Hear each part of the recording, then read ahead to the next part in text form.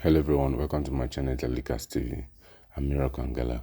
Security operatives in Kaduna State denying allegation of kidnap of 177 worshippers. They said that the information given to them were false after visiting the spot where the incident took place. Endeavor to watch to the end. Don't forget to subscribe, like, comment, and share your thoughts. Don't miss trending videos. But let me quickly let you know that there are reactions, of course, to the judgment that we saw earlier, which we showed you about the Nadi Usman-led leadership of the Labour Party and how the court has affirmed it. But the Julius Abure-led group of the Labour Party says it will immediately appeal the judgment of the Federal High Court in the FCT, which has sacked him as the national chairman of the Labour Party. In that judgment, which we saw Justice Peter Leaf who read today, with the verdict of the Supreme Court of Nigeria, was clear that the tenure of Abure as the national chairman of Labour Party had elapsed. But in a statement issued today by the National Public Secretary of the Labour Party, Obera Ifo, it says the Abure faction, the judgment was a clear contradiction of the ruling of the Supreme Court. The Abure group is urging members to remain calm, assuring that it will do everything within the laws to ensure that justice is served for the interest of the party. First and foremost, before I get to introduce my guest tonight on the program for you, let me touch on a very sensitive and a controversial matter which we are now seeking authorities to clarify these issues for us, because it involves lives of very innocent Nigerians. And it's about a report of a mass abduction of worshippers in some parts of Kaduna State, which have triggered widespread concern both locally and internationally, with conflicting accounts now emerging over what exactly happened in Kurmin Wali, Kajuru Local Government Area of Kaduna State, while several media reports and community leaders say scores of churchgoers were taken by armed gangs. The Nigerian police said details were initially unclear, urging caution as investigations continue. The force has since confirmed that an incident did not occur and that coordinated security operations are underway. But as pressure mounts on authorities to contain kidnapping and restore public confidence in the security across northern Nigeria, we're getting more clarity. But let me allow you to listen to the Commissioner of Police in Kaduna State. This was about a day or two ago when they first said like nothing of such happened. Take a listen to the Commissioner of Police. Yesterday we were informed that there is bandit attack in Kurmin Wali, in Kajuru Local Government. We quickly mobilized our policemen, military and other security agencies to the area. But to our dismay this morning, till now that we are speaking, nobody is able to come out with any figure or name of any person that is kidnapped from that community.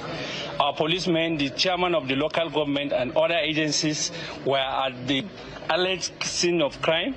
We went there. Till now, there is no information about any attack or any kidnapping of over 300 persons. We are here to make it abundantly clear to members of the public that the narrative from the Kajuru area that people have been kidnapped or whatever in the like of that is totally false, is not tenable, and we do not have any evidence of such.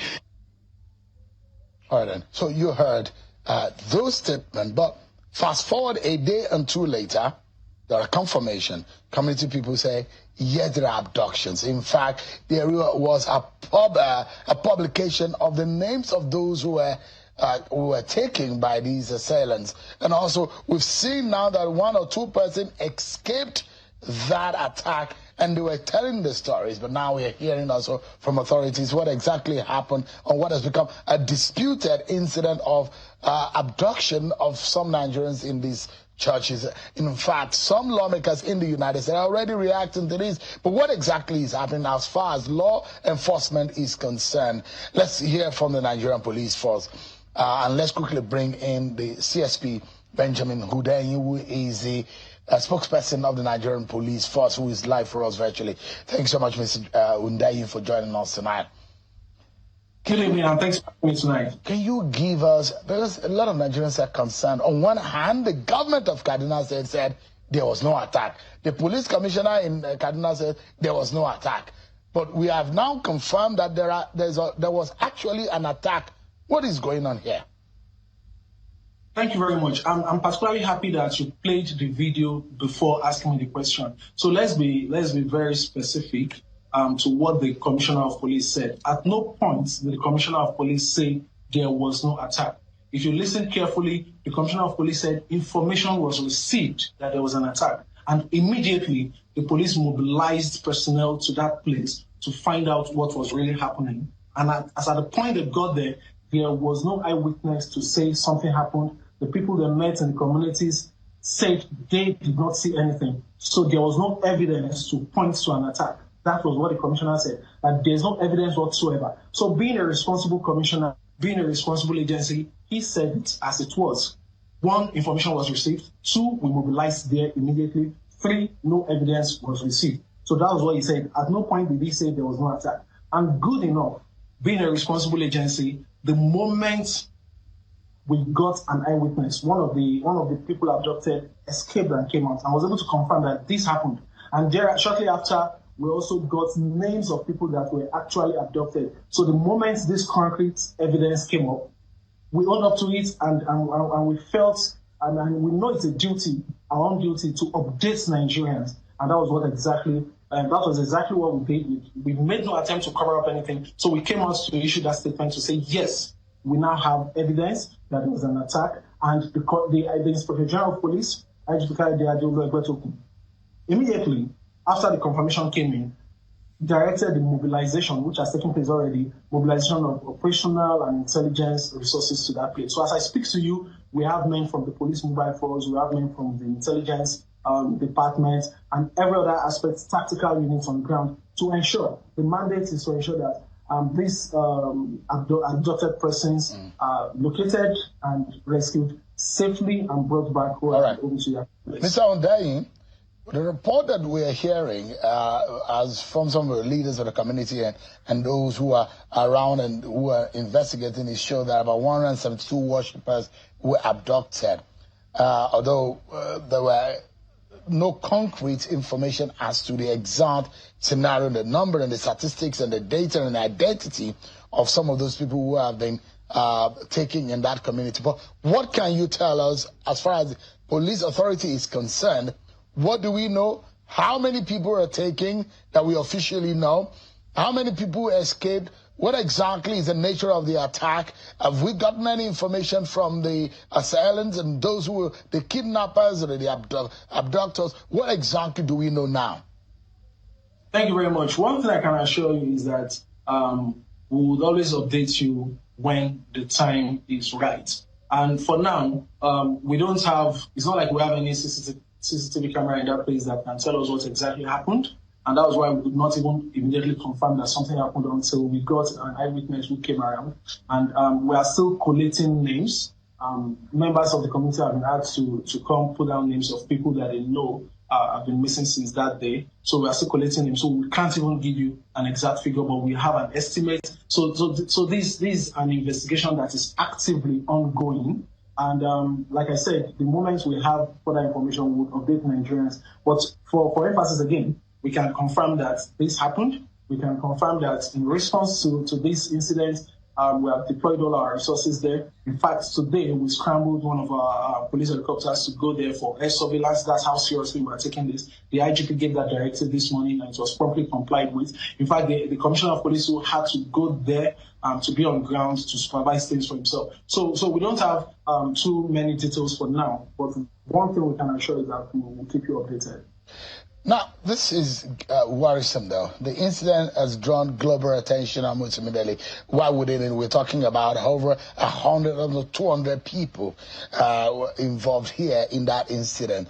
Does the police force accept that delays or inconsistencies in official statement may have worsened public panic and damaged trust in security agencies in this country? Thank you very much. I would point out once again that there was no inconsistency from the statements coming from the police. The Commissioner of Police said, we received the information and immediately we mobilized there, and we are yet to get any evidence. I'm quoting him now. We are yet to get any evidence that this happened.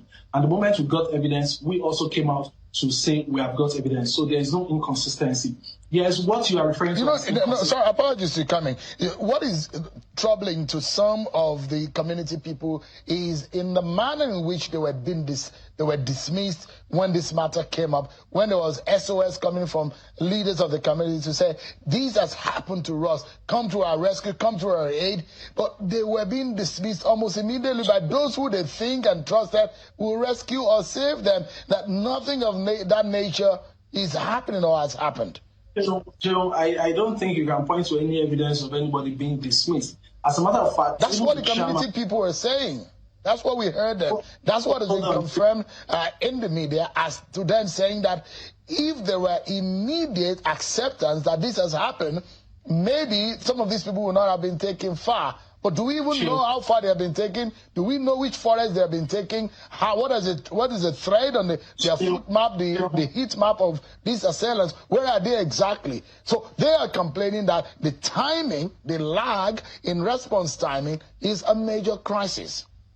Sure, that place is very far. The terrain is difficult. The roads are not motorable. It's not quite easy to get there. But I'm giving you confirmation again that the moment the Commissioner of Police got wind of this, men were mobilized to that place. As a matter of fact, the chairman of the local government also gave in his own testimony that he personally went there to ask from community members. All the can do at that point was to ask, gather information.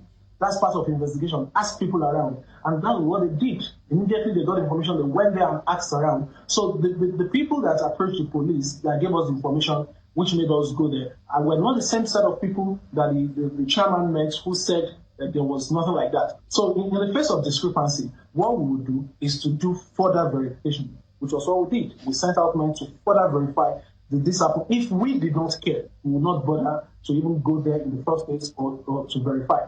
And the moment we verified that this happened, lots of operational resources have been deployed there. Finally, Mr. Wundayi, Kaduna seems to have experienced some level of peace. That's as much as we know. We've heard Governor Sani saying that. We've heard a lot of people say seeming peace have returned into that area that was notorious for school kidnapping. In 3-4 years, we've recorded several school kidnappings. Hundreds of school pupils were taken. Literally, most of the schools in Kaduna State were being declared unsafe for students learning. But what could have gone wrong? We thought that things are calmer now. Did the police lose its guard, the security, and the border around Kaduna State suddenly got loose, so to the extent that almost 200 people were taken from these churches and worship centers?